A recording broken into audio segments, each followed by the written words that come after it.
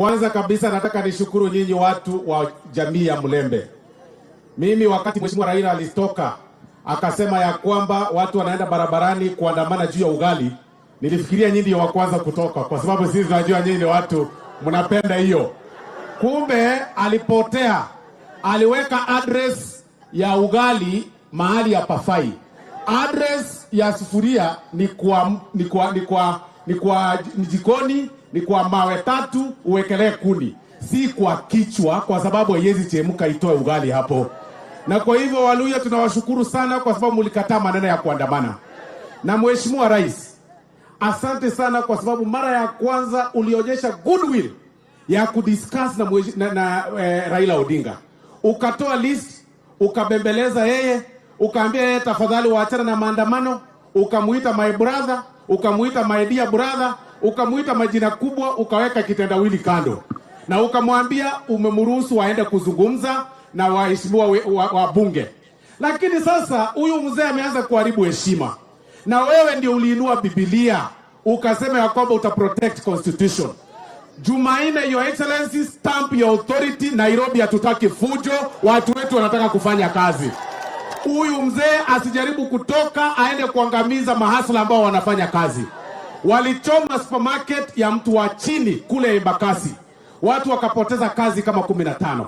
Wakachoma matatu ya jamaa alikuwa anafanya matatu kule Kangemi, wakasimamisha, wakaichoma. Yule makanga hana kazi, yule driver hana kazi. Wakaingia kwa hardware, wakavunja hizo vitu, nasikia wamezipeleka wanafanya sijui kama scrap. Na tena Jumanne aruhusiwe afanye hiyo vitu. Na yet kuna serikali kweli, mtakubali aruhusiwe? Na sisi tuko tayari kumsikiza. Ile timu ambayo tulitengeneza ya kina Halwale na wengine iko tayari kumsikiza. Akisema aseme ile yote yenye anasema, sisi tuko tayari kumsikiza. Lakini kitu hatuwezi kumsikiza ni njia ya kutoka barabarani na kuingia ndani ya town na kuweza kuleta fujo, ati kwa sababu anataka handshake, ati afanywe sijui nini, ati Msali atoke kukuwa prime cabinet secretary, yeye akuwe prime cabinet secretary. Nyinyi Waluya mtakubali namna hiyo? Anataka Msali atoke, yeye aingie hiyo kiti kwa sababu anadharau Musalia. Mtakubali hiyo maneno? Asanteni sana, Mungu awabariki. Thank you. Yeah, John Waluke 1 minute, alafu tumalize na Wangwe. Thank you, Excellency.